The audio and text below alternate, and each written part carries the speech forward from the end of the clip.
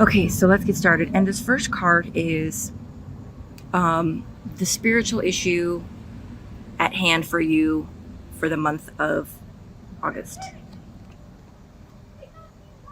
There is no such thing as death.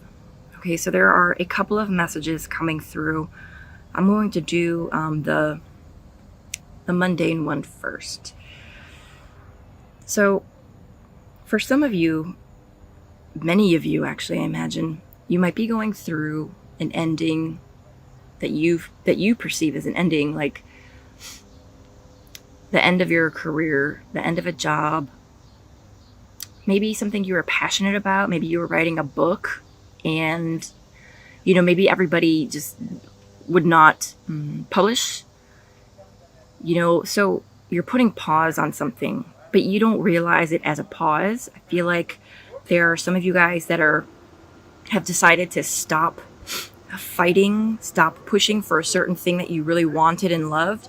And you're like, all right, this just isn't working out. I'm just not going to pursue this anymore. Or maybe, funding has run out for, I don't know, a school, a vocational school, right? So you feel like, all right, well, that's it. That's over. And, this could also be a collaboration or a project that you've been wanting to do. It's not really the ending. It's more like a pause. It's just that when we're going through our human existence, we don't know that it's a pause until it picks back up later. So for some of you guys, I feel like the issue for you, the month of August, is to kind of have hope or belief and trust that the way things are ending right now are for your best interests, and that it's at the right time. Sorry about that. Because there is a possibility that this could pick back up in the future when the time is right. Sometime when we have a gift to bring into the world isn't ready for that gift. And it could be that whatever you're working on is being put on pause so that the world can kind of take steps in raising its vibration collectively. And then I feel like there will be a return to whatever it was that you were trying to shine, whatever method you were using to shine your light into the world. And that could be anything, right? We all shine our light in the world in a different way. For others, this could actually be about the loss of a loved one or a pet. And what your higher self is trying to come through and let you know, remind you, because your soul knows this, that just our physical bodies are not the end of our existence. Our souls go back up to the other side with our other loved ones. And anytime you need that individual, anytime you miss that individual, all you really need to do is just think about them and they are right there with you. So maybe you have heard that before, and maybe you're already aware of it, and maybe you know it, or maybe you believe it. But knowing it, right? Maybe it's one of those things that's easier said than done. And it's been very hard for you because you're still going through a grieving process, or you don't feel the presence of that individual when you're thinking of them or calling for them, and you're starting to doubt that, yes, Uncle so-and-so is by my side when I miss him, that grandmother so-and-so, who I had such a deep connection with, is really here when I need her.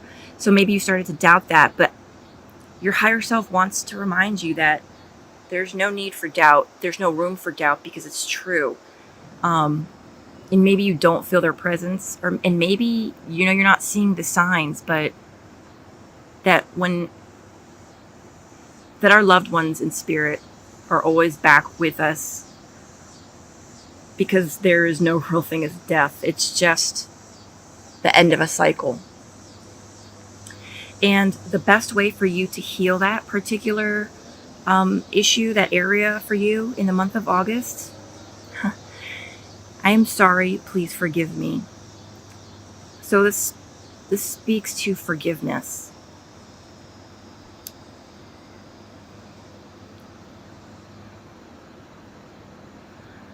So for those of you that are resonating with the message where this is about a loved one, I feel like some of those loved ones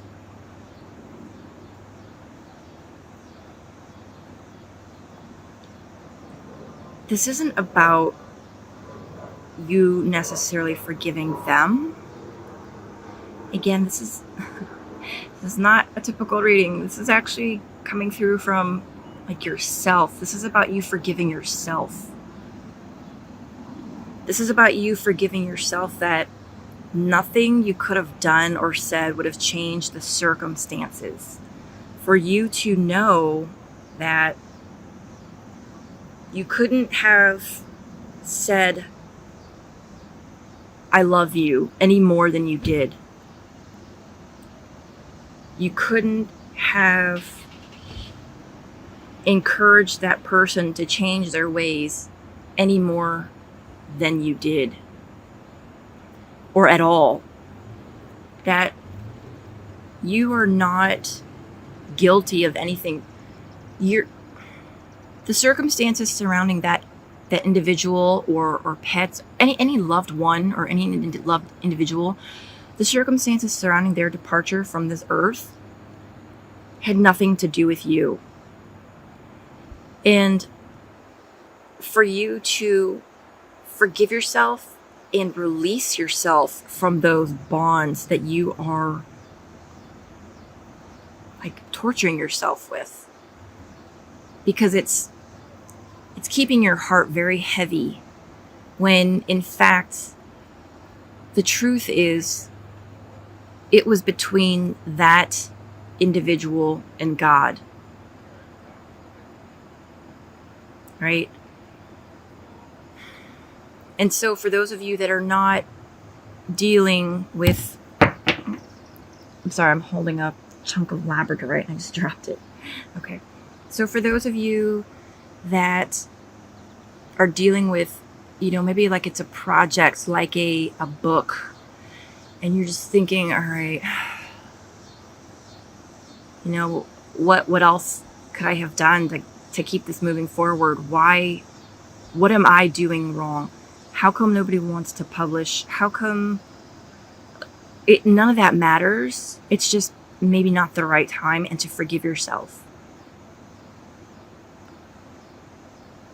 Just like any human being that is born into this earth, any passion, any project, and any venture that is born into this earth also, we might think that we are in charge of it and that we are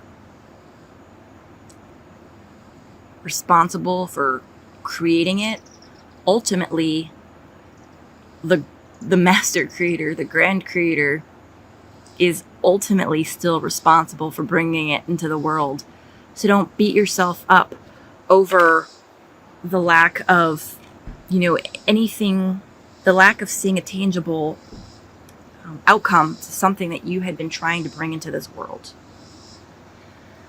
And the gift or the outcome that is coming to you, as a soul, I can be in several places at once. Now, this is true on so many levels. So, first person perspective. Your soul is the part, your higher self, there we go. Your higher self is the part of you that is up in heaven on the other side right now, that has been, left behind to man the controls. Who better to get you through this world than you? So if you're already doubting part of this reading, that's the gift for you, is to truly understand that your soul is already two places at once, here on earth and on the other side. For those of you that are interested in, astral projection or like remote viewing, that is also kind of a verification that, more like confirmation that, maybe if that's something that you're interested in, it's possible. It's, maybe do some studying, find a mentor. And then for those of you that are dealing with the loss of a loved one, again, I feel like there's just a lot of doubt surrounding that, like that, that loved one is actually with you, and how can they be here with me and comforting my brother on the West Coast at the same time? Clearly, we're not both getting a message from the same person. But yes, time is not as we know it, here on Earth. It's entirely possible for someone on the other side of the world to get a message from a loved one at the exact same time that you're getting it here at home in Europe or US or Australia or whatever. Spirits don't work with the same time constraints as we do. Time zones don't interfere with them. So spirits can be on the other side and here and in Australia at the same time. The opportunity for you or challenge, I feel like this is very much about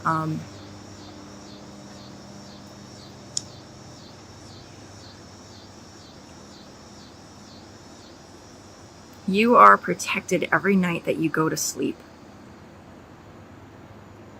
Your higher self is tucking you in at night and standing guard and picking up the other half of your shift. It's taking on night shift, if you will, while you sleep. And you can rest easy that you are protected and your higher self is standing on guard, and that your soul, as you sleep, is safe.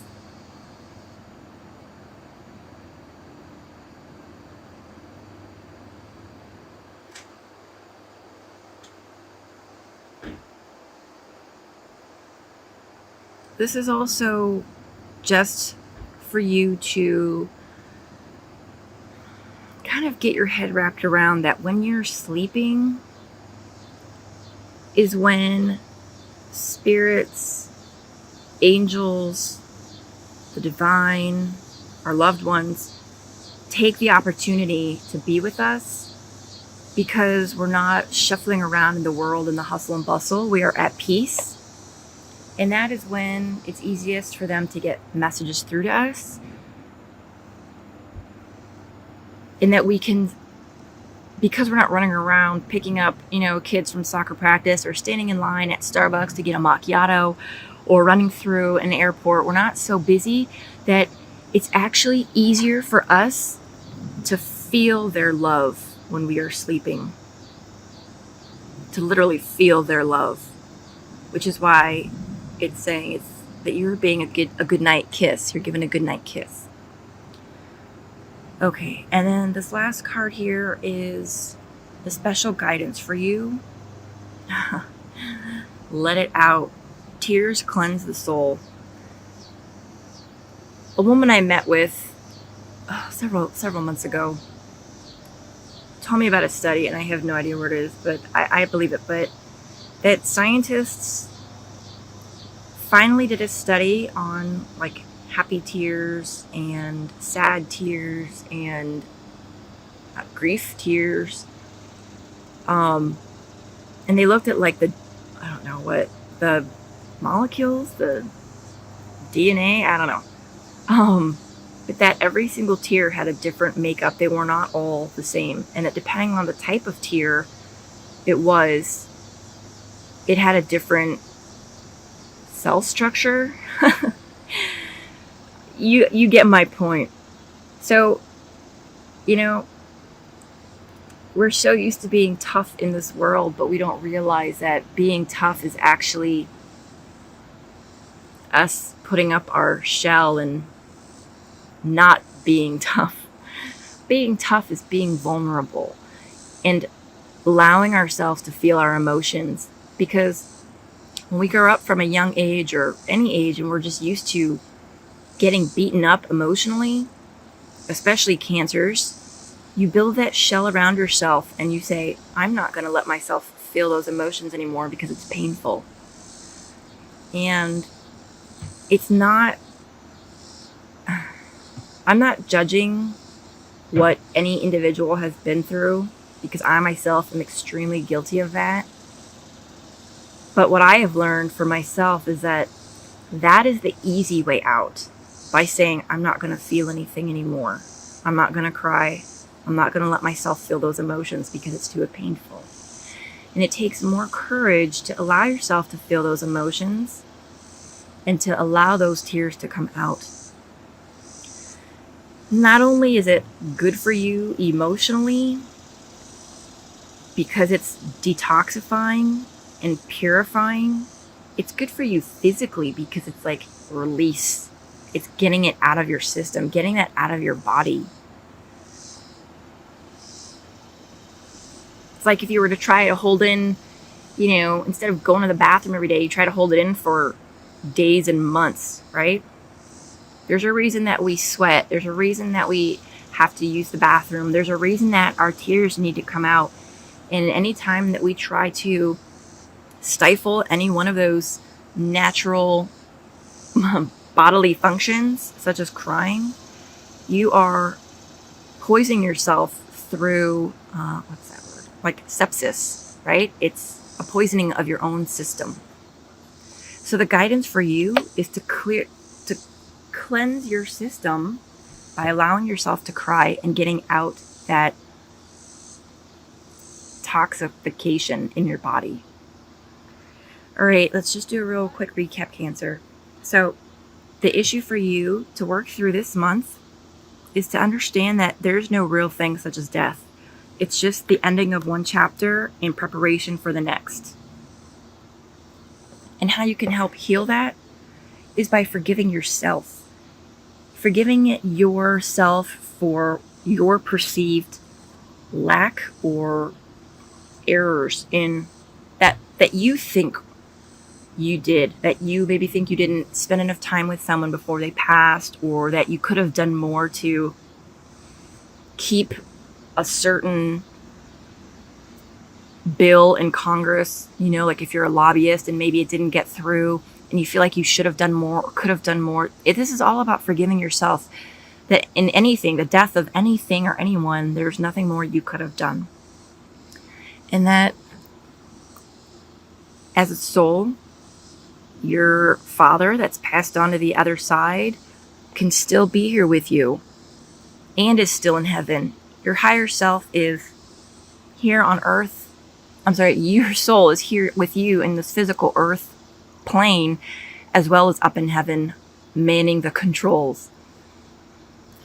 And there is an opportunity for you to understand and know that the opportunity is for you to feel the love of these individuals as you are sleeping this month, because that is when your defenses are down. And then lastly, the special guidance: let yourself detox your system and cry it out. Watch a sad movie. Think about something that makes you cry. Just let yourself cry. Get yourself to cry. And even if you think you don't have anything to cry about, once you do start crying, even if it's at a movie, and you just allow yourself to continue, you will eventually get to the root of whatever it is that you've been holding in.